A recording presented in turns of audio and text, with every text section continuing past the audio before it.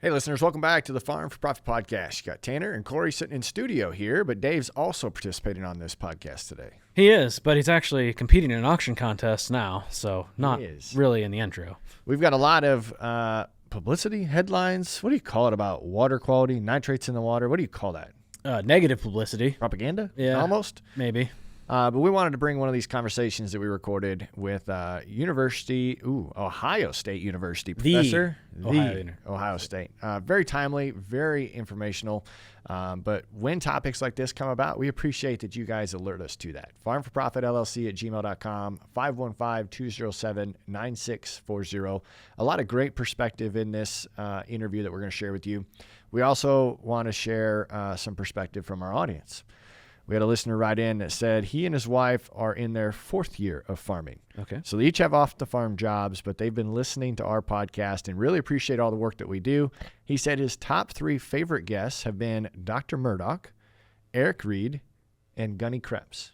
Wow. 2 of those interviews also happened at the same location this interview today happened. Yeah, it did. Yeah, we get to interview Dr. Vinayak, if I'm saying that right. That's correct. And we've had him on before, right? Yes. A couple years ago. Nope, haven't had him on before. We got to talk to one of his colleagues before. That's right. That's what it was. We just talked to him down at NACADE with the first year of NACADE in Des Moines. So it was a lot of fun. This is going to be another one of those technical episodes. So for that listener, we appreciate the shout out that you gave us.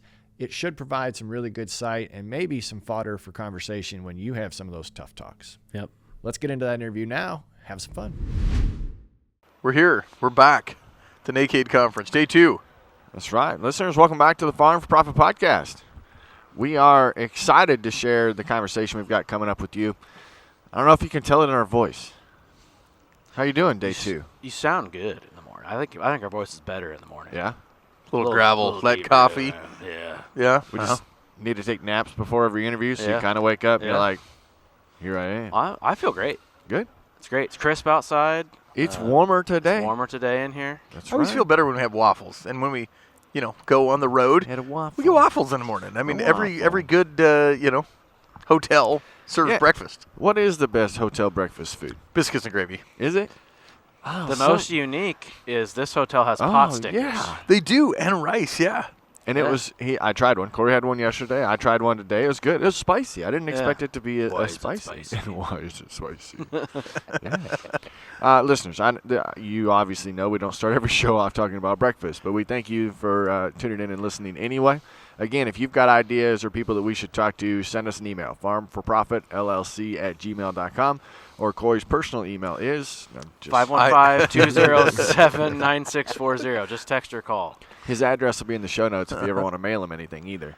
I feel like that's what I've been catching you this trip, giving my address out so people can send me stuff. I do like to do that. Yeah, that's not cool. We need to get a big mailbox at the studio. We don't have one yet. That would be great. We should put Dave on that. Dave could probably weld us up a nice looking mailbox. Oh. It's gotta have 3 spots because we're gonna put it in the neighbor's yard. Actually, we should get Jason to do it. Our friends at Buckeye could Yeah. be I was just thinking, yeah. baseball bat proof. That's right. Oh, yeah. That's what it needs to be. Well, in your little town, yeah, for sure. It's rough over there. Or this winter. snowplow proof, I guess. That's right. What a special opportunity for you listeners. Now through the end of August, we have the Maya 3x3x3 campaign. What's 3x3x3? You get 3% financing, 3-year parts and warranty, or the third option is if you want to pay cash, you get 3 different kinds of discounts. Yeah, you can get $5,000 off of an 8-row, $7,500 off a 12-row, or $10,000 off a 16-row from Maya Cornheads. Go to mayacornheads.com or slide into our DMs and we'll hook you up with the closest dealer.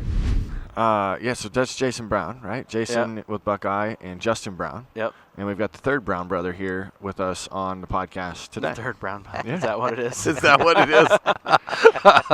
John You guys are Brown. going to get in trouble. And we are canceled. And we are canceled. All of our editors are going to cut that out, but I had to say it Oh, wow. as far as that goes. But listeners, our pleasure to introduce to you a new friend of ours. We got to have a conversation yesterday and last night. It is Dr. Vinayak. Did I say that? It was close? Vinayak. You can call me John. Call I him don't John. care. How do you say your last Vinayak. Vinayak is the right Vinayak? pronunciation. Vinayak. How do you say your last? Shedekar. Shedekar. That's not hard. A research scientist, and you are from the the Ohio State University. I am. Congrats. Thank This you. is 2 days after your national title in football, and we learned also national title in cheerleading. I was going to say Yeah. cheerleading as well. From Zoe. Well, Zoe Kent yesterday was telling us all over. Yeah. Yeah. What? What did you say? She's talking about dance or something. Yeah. They won like 3 different titles. Ah. That's interesting. I did not know about that national title, but I'm Yeah. really proud of the Buckeyes. This was long overdue, and the last one I remember we had was when I was a grad student at Ohio State. So this is a special one. Wow. For So sure. so tell us about that. Tell us about little John Little Vinayak. and then how you got to the role that you're in. Then we'll kind of dump into what you're doing here. Sure. Well, I do want to clarify for our listeners specifically why you called me the third Brown brother, just so that they don't get the wrong impression of what you guys are referring to. And this is, imagine I'm from India. I grew up in India, got my ag engineering degrees from India, did my master's, and came here for a PhD. And first couple years, you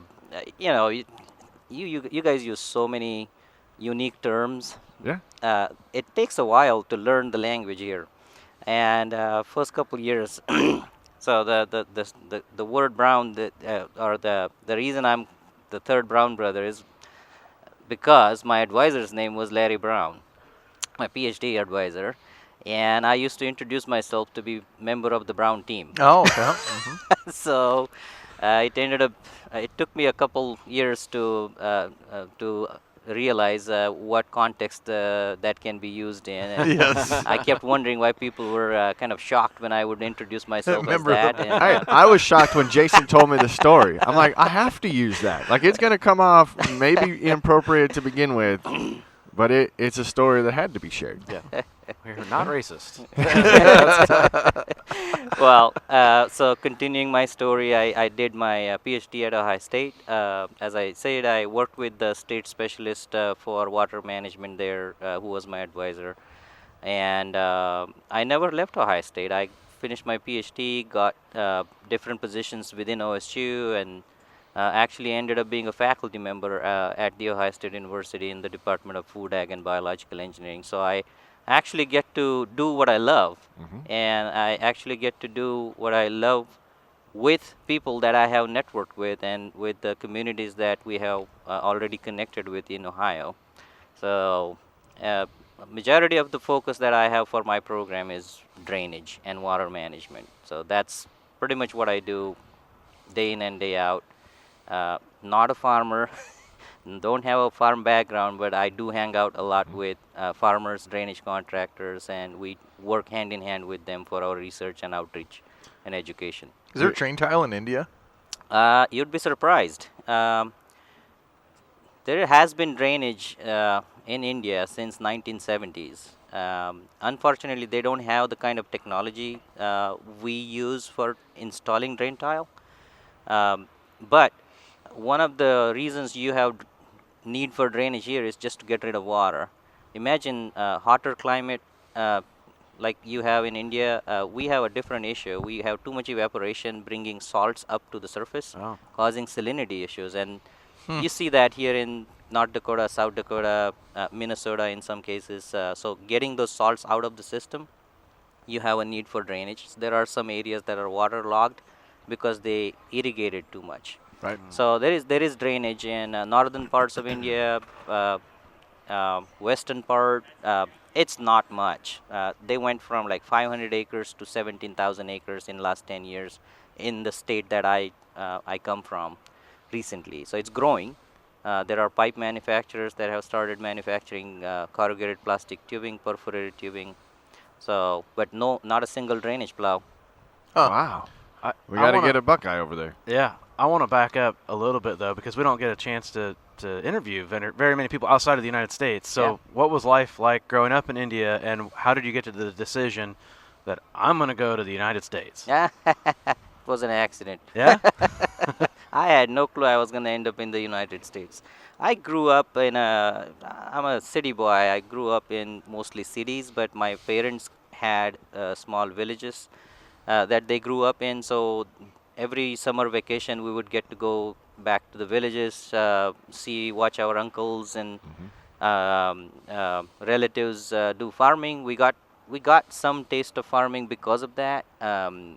Typical farm in India is less than an acre, split into 4 or 5 fields. Wow. So it's very different world. The farming is more for it is more for sustaining just your life rather than making getting profit It's out like of a it. big garden Uh, for your family. it's not just a garden. I mean, people do produce and sell crops and Okay. whatnot, and you will find the whole range. You would find, just like here, you might have a producer who is just farming 500 acres and some that are 20, 30, 40,000 acres or whatever. You would find the same range, just at a different scale. We go from maybe 1 acre to 50 or 100 acres. Right. But the guy with 100 acres is kind of the He's the richest BTO. farmer. Is there technology there, or is it still like horses? No, there is a lot of technology applications. You'd be surprised they are way ahead of us in drone technology applications. really? Yeah, yeah. So it's pretty good. I think imagine like when 70% of your nation's population depends on agriculture as a profession, then there is a lot of activity in that profession. Say the percentage again. Close to 70? 70% population is connected with farming. So in the U.S., do you know that statistic for us? 2%. 2%. Yes, that's the Holy huge. smokes. It used to be 70%. Now we are 1.4 billion. This 70% number comes from, I don't know, maybe 2 decades ago. Sure. It's probably gotten down to, I don't But know, not down close to 50, 2. 60. Not 2. No. Yeah. Half of the population is still connected with farming or farming-related businesses, and it's a huge population of farmers. So yeah, farming is a pretty big thing, and they.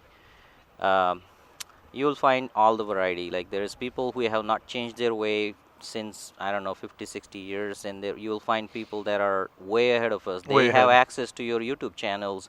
They look at all the technology that's there, and they want to do it there. So when I went there a couple months ago, it was very interesting. I got some questions I couldn't answer. Really? I'm like, I don't know. So, but it was very good conversations when it comes to drainage, and they are actually looking towards the U.S. and the Europe, where all of the drainage technology has evolved, and they want to come here and learn. Very excited to kind of.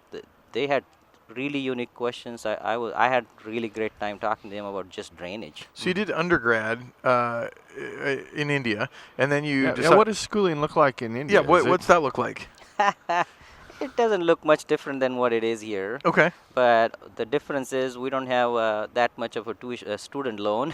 Ah. Usually, Oh, your okay. parents would try to support you, or you would try to find a scholarship or something. So I walked out of college without any loan.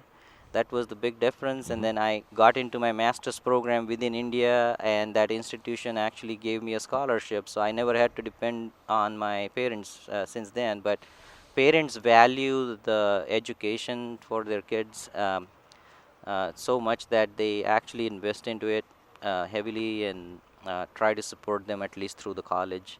Not everyone can. Huge population is can't necessarily afford to put their kids through colleges, but there are government provides some funding opportunities. You for said them. engineering was kind of the study of focus. Yeah. What went from engineering to Ohio? Like how'd you end up in Ohio? Well, I'm an ag engineer, Okay. so I was very much passionate about the soil and water. As soon as I did my ag engineering undergraduate degree, I wanted to be in the best institute there could be for soil and water. So I Okay. went to New Delhi for my master's, and I got exposed to a lot of international speakers. You guys know Norman Borlaug, Yep. Yes. father of Green Revolution. I have a picture with Norman Borlaug in India, where he came for like the 100-year celebration for our institute. So I really got influenced. If you remember yesterday, I asked the question, who are you influenced Yes. by? Right. Because I feel like everyone is inspired and motivated by some individual. Norman Borlaug was that person for me, and it was the visitors that came to our institutions. When I saw their work, when I heard them speak about the outstanding research, I said, well, I want to do something. I didn't know what I wanted to do. And then sure enough, my brother was the one who probably suggested that maybe I should consider applying for PhD programs in the U.S. That's how Wow. I ended up here. I don't think I was prepared. I don't think I was aiming for the U.S. I just ended up being here, and I ended up at Ohio State, and I'm so happy I did. So now you're Ohio State, married, kids, anything? Yes, I have a wife who is also a faculty at Ohio State. She is from India. We pretty much have similar background, ag engineer, and I have a 5-year-old daughter. Her name is Sanvi, and she is a U.S. citizen, and she doesn't hesitate to tell me that Dad, you're from India, and I'm from the U.S. And I'm from the U.S. So, but yeah, just a small family, I guess, and really enjoying being in Ohio. I like it. So your shirt says the Overholt Drainage Education and Research Program. So that's your division of the other side of your shirt, the College of Food and Agriculture and Environmental Sciences. Yeah. Why so many words? Too many words. But is it just that encompassing? Yes, it is. Yeah, the College of Ag that we knew from 1930s or 50s is no longer the college that you see now on the campus. I'm so proud to be part of that college because it doesn't just do farming. It deals with everything that surrounds the farming. We are in an ecosystem. So the farm and the environment, they are not separate. Farm is a part of the environment, right? So that's why there is a heavy emphasis on food, environment, and ag. And the college does everything about that. When it comes to my program, I wear, I want to say 3 hats. I'm a faculty, right? Typical professor that you might know who does teaching and whatnot and research. I'm also director of Overholt Drainage Education and Research Program. It's an endowment fund at Ohio State that started about in 1970s. So that program allows me to conduct research and outreach activities that are more focused on drainage. I'm also the executive director of International Program for Water Management in Agriculture. So that program is essentially the Overholt program is more towards like drainage here in the U.S. or water management. The international program is focused on more global issues and trying to build capacity. That was part of the reason why I was in India. I was trying to help people start their own research on drainage and things like that. So the IPWMA program is another one that I conduct. I should say I have a 4th hat. I just realized. Have you guys ever heard about a Drainage Hall of Fame? No. You didn't know? No. Did you know there are 27 inductees into Drainage Hall of Fame? You're Really? kidding. I'm not. So, in 1970s, there was this professor, one of my predecessors. He thought about starting the highest award someone can get in the field of drainage, and he started a Drainage Hall of Fame. And in the last 40 years or so, we have had 27 inductees. The latest inductees were in 2022. You want to guess who that might be? One of them is an industry guy. You should know. That we should know? Oh boy. What's it take to get into it? Who is there parameters? You have to work until you retire and some more. Well, Okay, well. I'll give a pertinent negative. It was not Tony Reed. I doubt. No. Well, it was also not the Brown brothers. Yeah. No, that's fair. But Charlie Schaefer, who is Okay. the owner of AgriDrain, Yes. he is one of the inductees. And Dr. Dan Janes, who was at Iowa State, did a lot of work on saturated buffers. So both of them got inducted at the same time. But Wow. the 4th person to be inducted into Hall of Fame, Drainage Hall of Fame, was a drainage contractor, Oh, Wow. Fred Galehouse. So it actually is really truly the award for anyone who has significant contributions towards drainage research, education, or practice. hey, listen to that. You- We might qualify. Hey. You said, a lot of words on his shirt. Think of the conference we're at. Like, they just call it the Tile Conference, but they didn't call it you that. It's the North American Conservation Drainage Expo. Yes. Like, we're going to have, like, an extra 5 words in there just to make it sound funny. And we all feel like we got a lot going on. He's got 4 jobs. Yeah. You need to go back and give some put some people in the Hall of Fame that put in all the old clay tile in the early 1900s. The guy's a hand dug it. Like hand dug, yeah. Oh my gosh, we were talking about that last night. I cannot imagine what that life would have been like. Yeah. There's some stories from our area of two brothers that walked everywhere with shovels. With shovels, yep. We And- talked about that before. And it's like, that's cool. But didn't they also find bourbon bottles in the trenches? You know, I've dug up a lot of clay tile, and I've questioned a lot of things, but I have never found a bourbon bottle. Isn't it true? I heard a story from someone that every 100 feet or whatever, like you would have Yeah. a shot of whiskey or something, or a bottle of whiskey. So Really? yeah. That so was you- your you- reward. That was your reward. That sounds like a fun game. Yeah. Sounds like a fun game. You can't it do that doesn't. anymore every 100 feet or 1,000 feet because you'd be taking a shot every minute or two. What did Randy tell us last night? That he 250 shoots feet a minute. he shoots for 70 to 90,000 a day. Yeah. Well, that'd be a lot of shots of Shots. whiskey if you did it Yeah. every 100 feet. Maybe he needs to do every 10,000. There you go. So there's such- still, if still be there's- dangerous. Yeah. as a professor, is your job more conservation? We hear a lot about conservation. And buffers and edge of field practices and that's what I think of when I think of research, is how to maybe make more conservation. Or is yours more, how do we help the farmer make more money by using drain tile? I'm glad you asked that question. No matter who it is in the College of Ag, both of these are our jobs. Okay. Number one priority is to keep farming profitable, right? Farm for profit. Yeah. For sure. I mean, you can't. This is the field we're in. We have to make sure the farmers are actually able to make money and make more money.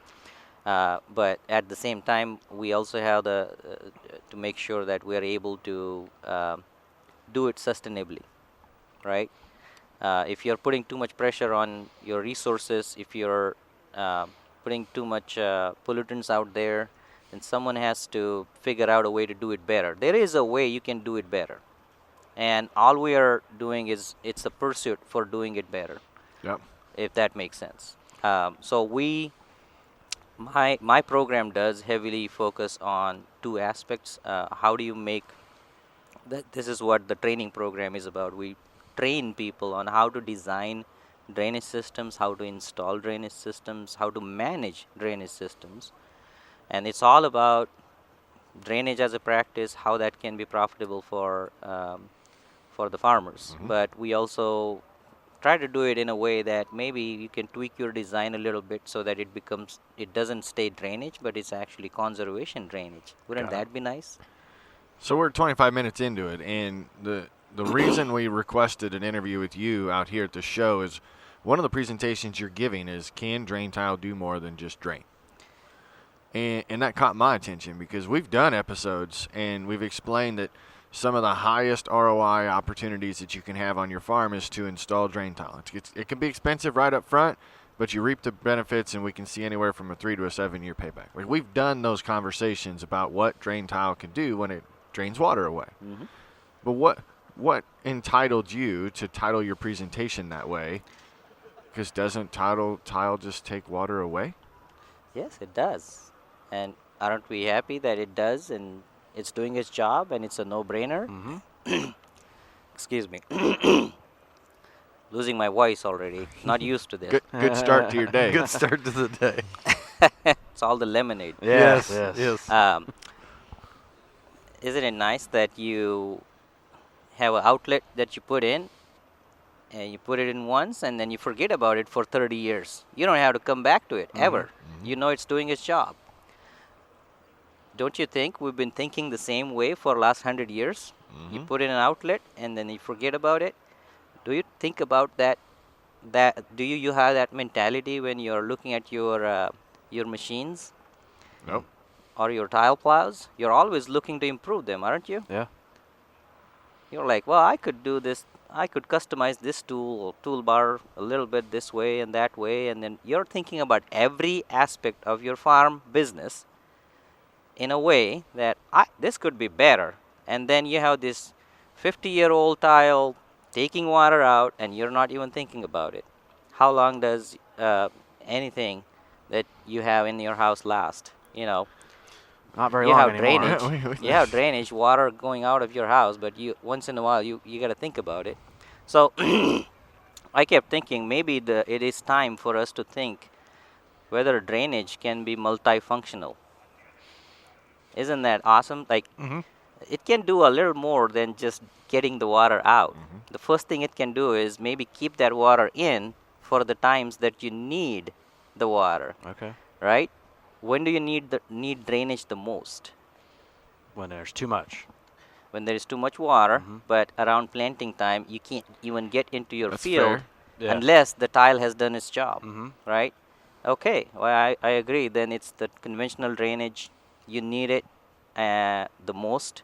But as you get into the late June, July, and August, do you think the drain tiles should keep running? If it had, I mean, if you don't have enough moisture, then no. I'd like to keep it back. There you go. Yeah. So maybe the first thing we could do is shut the valve off, at least to conserve or maybe retain some of the water that you might get in July and August. We get these random storm events. Wouldn't it be nice to retain some of that water? But isn't the tile just getting rid of the excess water? I mean, every contractor I've talked with, it's they all relate soil to the sponge Yeah. in their conversation. They say, we're just getting rid of the extra. We don't want to get rid of all the water. Absolutely. So even when I think of like late June, late July, is tile still not doing its purpose of getting rid of the extra? If we're holding back, we can't fill the sponge any thicker. Yeah. Is my thought process. So I When think I think what he's saying is the bottom part of that sponge, you could actually keep some extra in if it's not okay. hurting, because most of your roots are in the shallow Yep. soil, right? There's a lot that goes down, but Yep. if you're not hurting it, then you could keep that bank of water. Bingo. So what happens is really what drainage is doing is it's bringing the water table down to the tile lines. In late July or in July, the water table is already at the tile lines or even below tile lines. So there is no water table. There is no saturated soil. You still have moisture that is held, but that evaporates. If the soil goes from saturation down to that water table, it's called field capacity. That water is going to last you maybe 3 to 4 days maximum in these peak July and August months. That's it. After that, you don't have any water in that soil profile that is going to last you. Where does the water come from? We don't get rain every 4 days in July, do we? No. Nope. The water table under the tile lines is sending some water with capillarity into your root zone. So if you actually have groundwater closer to your root zone that is constantly supplying water to the root zone, that's what's going to keep the moisture in their soil. So it's beneficial to have a little more moisture come in to replenish that water table. Sometimes it can go down to 6 feet. If the water table is at 6 feet into the profile, you're not going to get any water through capillarity. Right. So I've been trying to preach to our listeners that we need to take emotions out of our decisions, right? It hasn't rained for a while. I feel like I should hold some water back, but are you using sensors or data to help take emotion out of that decision? Like, nope, we need to stop this water from coming out? Do you like moisture sensors? We don't use sensors. Okay. It's very simple. Okay. So one of the strategies is controlled drainage or drainage water management. You've probably seen these water table control structures that they put at the outlet. It almost looks like a box. Yep. You stack up these boards and be able to retain water. What we have found, we did some measurements in the field and at the edge of the field in that box. Typically, if the box is showing you certain water level, that pretty much lines up with what you find in the field. So you don't need a moisture sensor. So you can just sense by the flow coming out. You can visualize. You could visualize just by looking at the structure, how much you have retained in the structure. Okay. That's pretty much going to line up with what you have in the field. You ready to make that last pass? Listen up. XR5 KSB from Ag Explorer isn't just another jug. It's built to match exactly what your crop wants when it wants it. This isn't guesswork. It's 25 years of boots on the ground, education first agronomy. These folks walk fields, explain the why, and build programs that actually work. Want to finish strong? This is your pass. Let's go. So to do that, you have internal water gates and water control system valves at the end with these checkboards. But like on a very, very flat field, they'll put these water gates in the tile. And I'm always cautioned about, okay, now we're putting more technology under the ground that I might have to dig up that could fail later. What's your conversation to the operator that says it's too much to fix down the road? I'd just keep it simple. They have looked at it. We haven't really had. I don't think I have seen a case study where they say, well, we have to dig out this water gate because it failed. There have been some instances where root mass got tangled in or whatever, and it caused some problem. They upsize it. So the water gate is an inline float-based structure that goes on the pipe, and it's a bigger pipe as a junction where the floats are doing their job of closing the valve or not closing the valve, depending upon what you operate it for. So as of now, we haven't really seen that being a major issue, as long as the installation was proper and there is not a lot of root mass and things like that are flowing through that system. A little bit of root mass, it's not a big deal. Have you done studies in Iowa? There was just a huge court case. Everybody's worried about all the nutrient value going down as they want to plug tile lines because they think it's going into the river. If you're putting gates to stop some of the water, to hold the water back, are you also holding extras back as well? So, nitrogen in the soil, etc. Absolutely. So have we tested that? there has been more than 30 years of research on this practice as a controlled drainage. The reason the practice is being incentivized by NRCS and other agencies is because it has tremendous potential for improving water quality. No matter which state you go to, I'll tell you data from Ohio, but it's very consistent across the board. We see about 50% less water leaving the tile outlet if you're doing this. Excuse me, guys. So what we have found is we have about 50% less water that leaves the field through that tile outlet if you have controlled drainage consistently during the non-growing season and some during growing season. Nitrate moves with water, so we see a similar reduction in nitrate losses from the field. There is a study out of Iowa State that actually showed your nitrogen use efficiency goes up if you are doing controlled drainage in the field during growing season, but non-growing season, it's a no-brainer. You don't need drainage. You don't need drainage during the season when you're not growing crops. Why not just put those boards up, let the water pond behind that water control structure, and hence help reduce nitrate losses down the stream. There is some research on phosphorus losses, and we have kind of a mixed results. Some studies show clear reduction in phosphorus loss. Some studies show maybe not that much effect, and some show increase in phosphorus loss. So we're still, I think that's a research that is ongoing, I would say. So our listeners, if we had a listener that had two different tile programs, one was just your traditional and one was with water gates, with the control system, but it cost $20,000 more. Do you think the juice is worth the squeeze to spend $20,000 more to do a controlled system? First of all, I'll correct you there because it's not going to cost you $20,000 unless you want the one with, Formula One engine on it. But typical control structure that you put at a outlet is anywhere between $1,500 to $3,000 or $4,000. Okay. That single control structure, if you're in a flat topography, can control anywhere from 40, 60 to 100 acres easily. Depends on how high the field goes as you go uphill.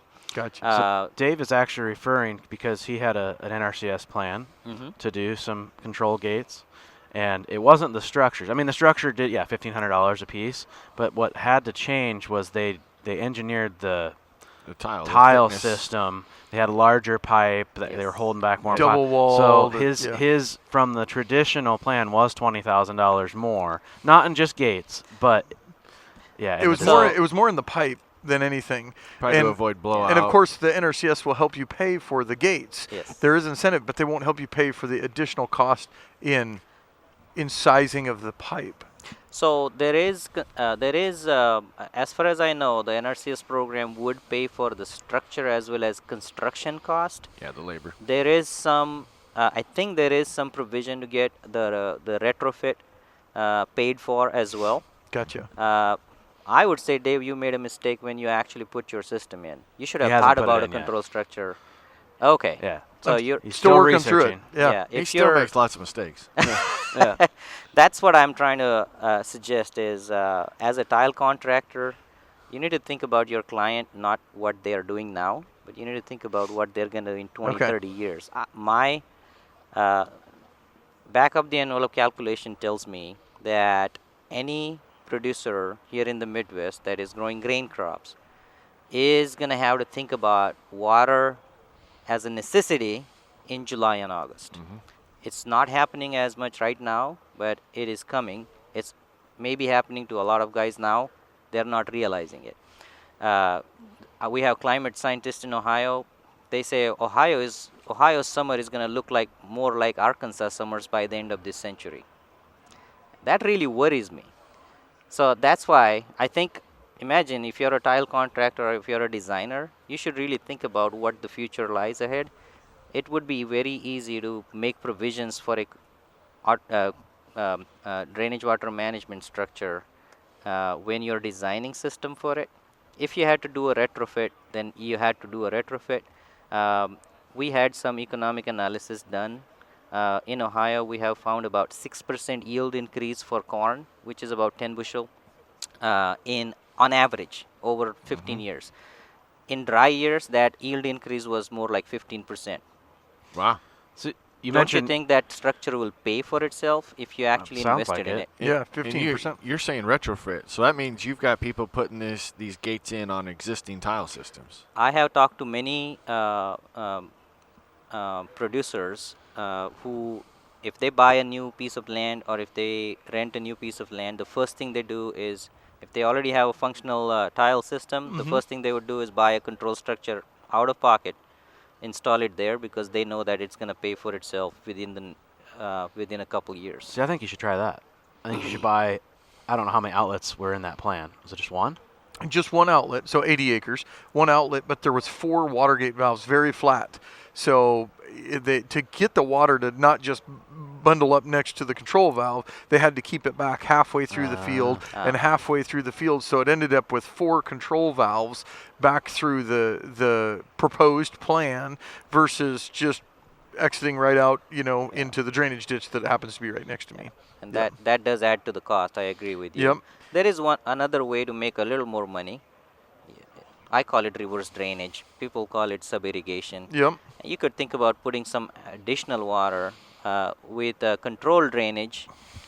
My estimate is you help conserve maybe an inch of water in the soil profile by just doing controlled drainage during your growing season. But really our demand in July and August is about 4 to 5 inches for corn or soybean. Right. So you're if you start pumping more water in, that irrigation, supplemental irrigation, is actually going to add another 20 to 30 bushel on top of the controlled drainage benefit. I think of that, and I know tile's meant to take it in slowly and transfer it out. I think of when you're going to put a pump to it, like you're going to start blowing stuff apart. Is that something and to be considered? I don't want anyone to try this at home. I love disclosures like that. not asking to pressurize your drain pipe. The drain pipe is not designed to be pressurized. When we talk about sub-irrigation, the water is actually fed into the control structure with a kind of a pump. Okay. And it's just going into the system and flowing back into the system by gravity. And with if you have to maintain a 2 or 3 feet head, and the head So is head pushing the pressure, water Okay. into the I system. was going to say, because it's all the tile is designed to slope downhill, so to be able to push it back in, you'd have to have head pressure on the front end, Yes. because otherwise you'd never get it to flow back uphill. And then if you will. what people do is where your main is all the way up to the uphill, you put a control structure there and start putting water in that structure and then it flows downhill. Water always flows downhill, and then your water gates that you have, they're actually going to do a job of being the check valves. So they will irrigate the zone on the top of the hill first, then the bottom, middle, and then the bottom. So then you got to have some sort of a basin that basin. captures the water to pump it back in. So you do need some kind of a storage. If you have a water source like a groundwater well, you could pump directly into it. Many people do that. Some people harvest the drainage water, store it in a pond, and then pump it back into the system. Yeah. Or have a river or creek going by. We just, in Iowa, man, we can't get 10 gallons a minute in some places in a well, right? Yep. So we don't have the groundwater to keep up in a lot of places. So we would have to have a catch basin or a Yep. creek or a And I've river. always wondered that, when you see tiles running, just flowing away, doing their job, and you're sitting there going, gosh, I might need this. Yeah. I might need this later. Hire some I wa- beavers to dam it up and store it. Yeah.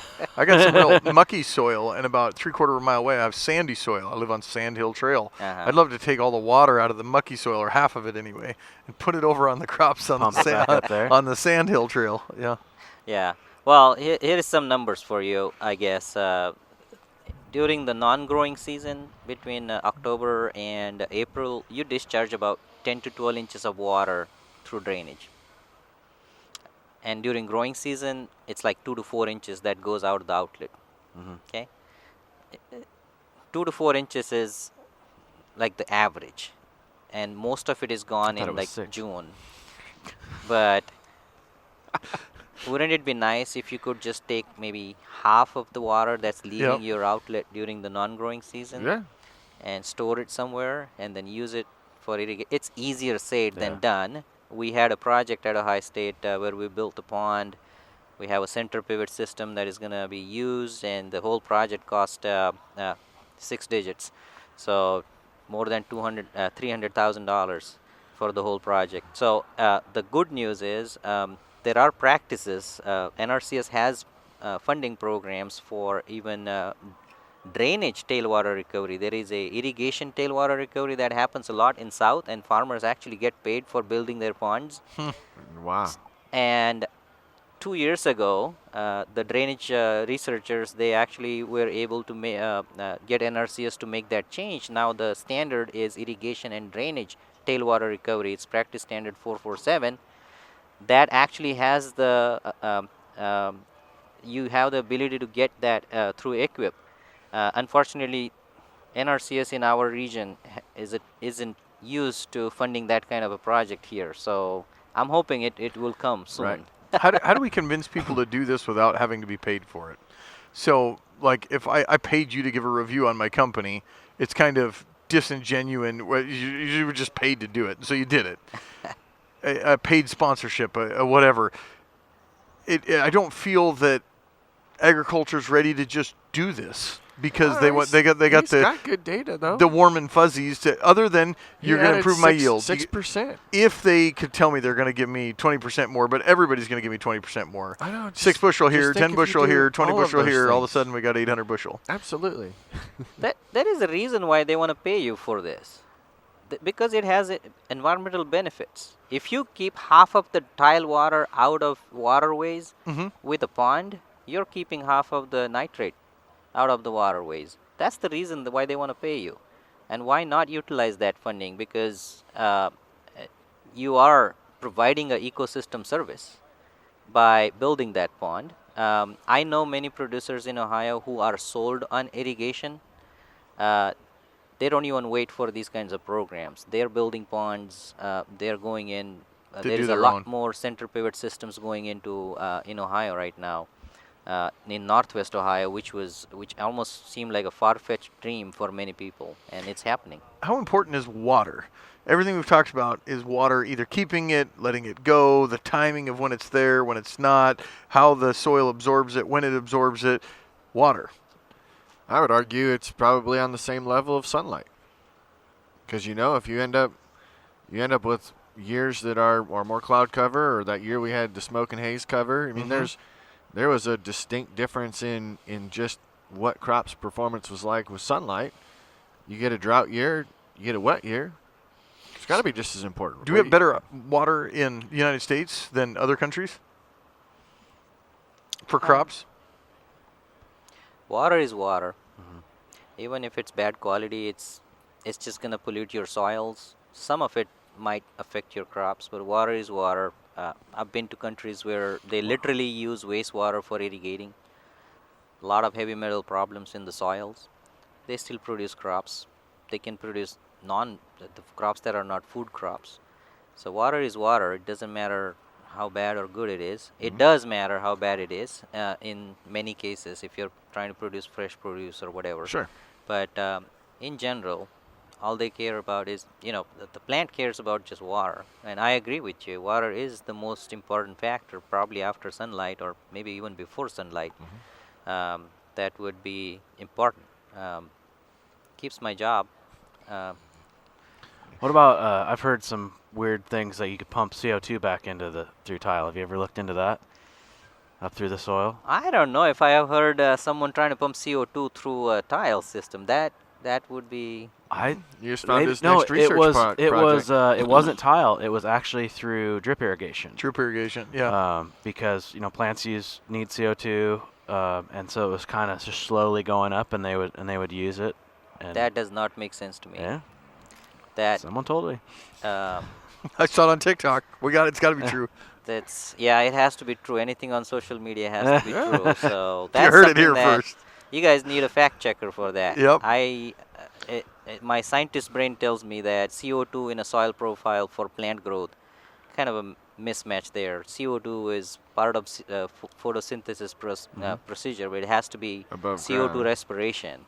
I think they were saying it was going to seep through the soil to come up, All the and, way then, and up. then the leaves would So not use just it. root uptake. Like there's, Right, and I think that's why they were probably using drip irrigation, not tile, because Because it's just under on the ground or right. slightly below the soil surface.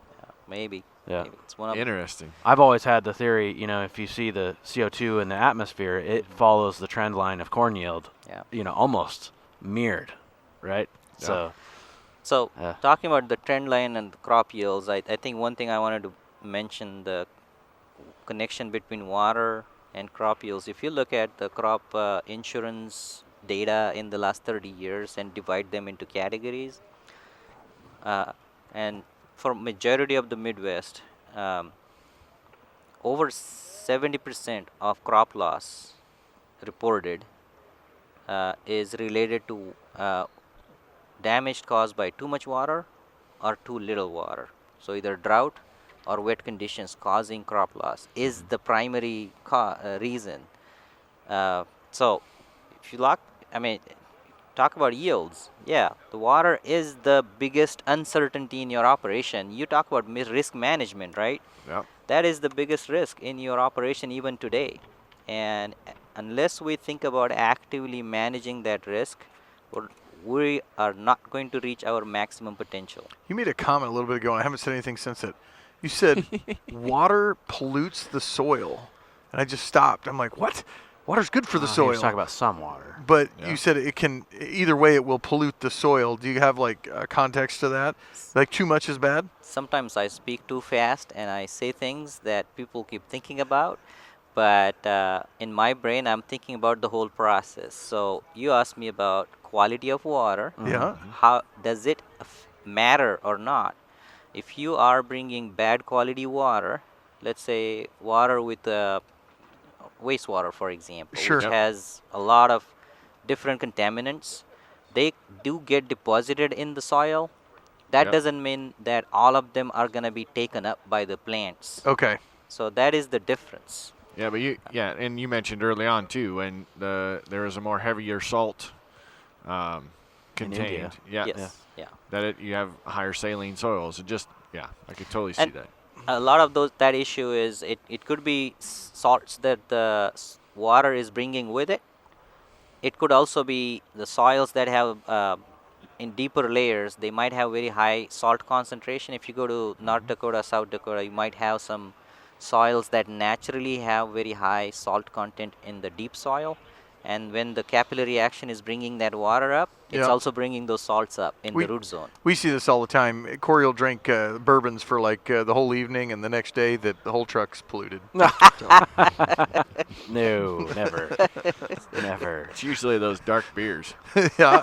I wasn't the one that sprinted off a podcast yesterday something and of ran to the bathroom. Tyrant. Darkness of tyrant. Whatever. So I appreciate you doing this and starting your day off, and I appreciate what you've done for this event. The number of presentations that you're putting on, the variety of topics that you're covering. I know our listeners are going to have questions, because especially related to the fact that you can add these control systems to existing tile projects. If they want to get a hold of you or talk to somebody on your team, how do they do that? Well, I am pretty sure I'm the only Shedekar in the United States. All they I'll gotta have to do is spell it right in the Google show search. notes. Yeah, if you want to put my name in there. But yeah, you can just search. The easiest way would be to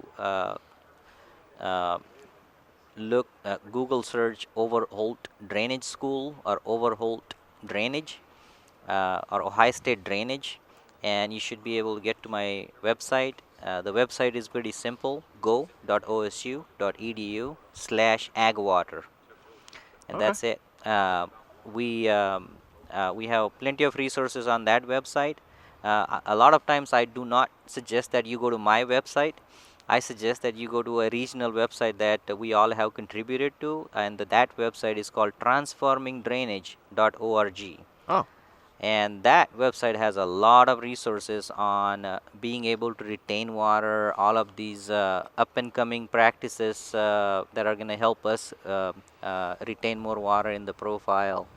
So that website actually has a lot of good resources. You asked that. I've been thinking of like sweet usernames for him on TikTok, like H2O Pro, or like he's the professor of H2O. You know, Dr. Drainage. Dr. Drainage. Like we could just keep brainstorming. Like what is your TikTok handle? We need to- All of those handles have been taken, guys. I I have know. tried. I have Yes. tried. I have Yes, tried. So You also have a drainage school coming up, it looks like. The sheet here, March Yes. 10th through the 14th. What's going on there? the Overholt Drainage School is a 5-day training program where we teach anyone who is interested in tile drainage. We teach the basics of how to design a system, how to plan for a system, how to install a system, and how to manage them.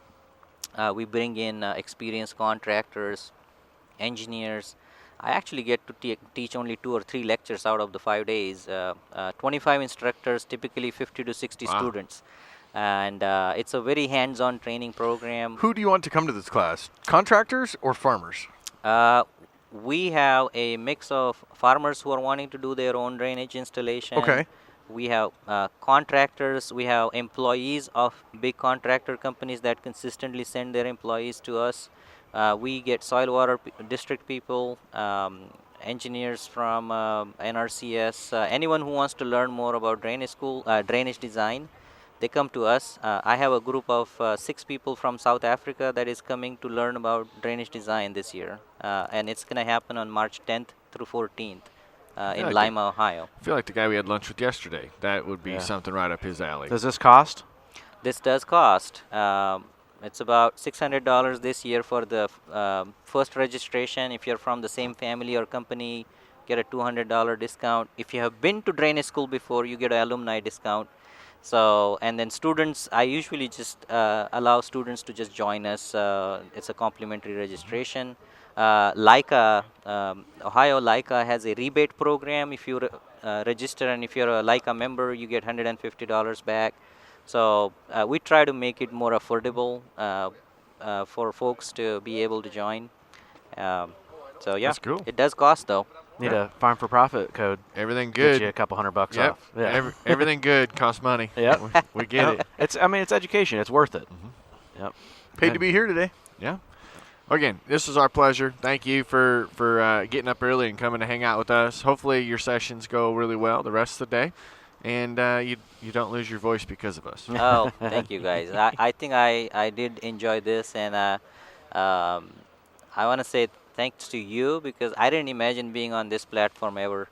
It's a pleasure to be here and pleasure to be talking to you guys. Really enjoyed the conversations we had, and keep up the good work. We're You're way more fun than a lecture. Yeah, yeah, I know that. Thank you. Thank you. Thank you. And listeners, we appreciate you listening as well.